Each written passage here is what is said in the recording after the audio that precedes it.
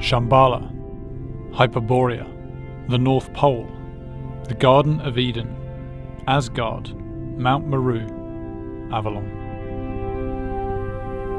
All mythical or semi-mythical locations, all allegorical representations of an elusive state of being characterized by infinitude, oneness, and the realization of divinity, said to be the natural state of the living souls before their descent into the physical plane, a realm characterized by choice, duality, subjective perception, division, and impermanence. Having understood and largely come to terms with what this experience and this realm are, I am one of those now committed to bringing about its transmutation through my own personal transmutation. Not just the most effective way to transform our reality, the only effective way. The song playing at the start of this video is by a fellow YouTuber named Devin Maggi.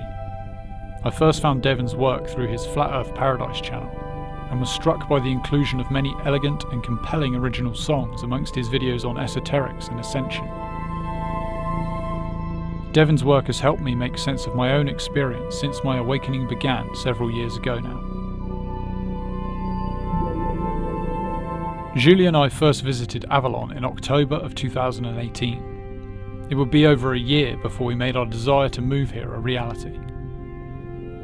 Every time we came to visit our friends in town, and often when we would spend time together in Lyon, and later London when she was living there, I saw and felt encouragement that I was on the correct path. I experienced a magnetic attraction to this little medieval town in Burgundy. Numbers spoke to me clearly. I would see the name Avallon again and again. Julie saw signs too, including this yacht, the Spirit of Avallon, moored in Southampton. Its mooring number was F8. From a certain perspective, it has been a massive change of direction for me. I had spent 2 years in a somewhat precarious living situation at odds with what I had come to see as the Babylon system. Having realised that system as the external manifestation of some of my own unconscious demons, I chose to live illegally by stealth in a local wood. It was the deepest period of alienation and loneliness I have known, and resulted in more healing, more confronting of my own shadow, and subsequent integration of both my lower and higher nature than anything else I've tried before or since. That period was also the culmination of many years of bridge burning with the past, and proved absolutely integral in clearing the way for my new, previously unthinkable present reality to form. In the legend of King Arthur, the hero must do battle with his illegitimate son Mordred, and after a narrow victory retires mortally wounded to the mystical Isle of Avallon. The allegorical meaning of this story is plain to see. Arthur, the king, representing the egoic identity, confronts Mordred, the lower nature, and then in Avallon, in death, transcends the cataclysmic shattering of the ego identity experienced during spiritual awakening. This is how it has been for me these past few years, and this is the metaphor I've been given to understand this still ongoing process.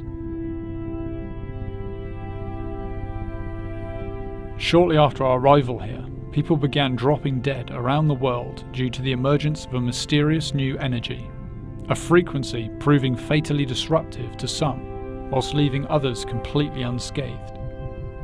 The phenomenon has been blamed on everything from a virus to modern telecommunications equipment, And with the governments of the world following the paranoid and myopic advice of unelected and self-interested parties, the threatened pandemic out of nowhere became a self-fulfilling prophecy.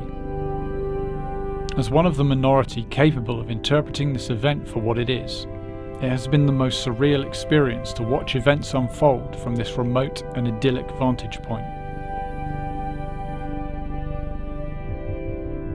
I believe in the idea of always acting as if one has chosen the circumstances we are faced with, regardless of what they present. In fact, at a certain level of understanding, that's exactly how this reality operates.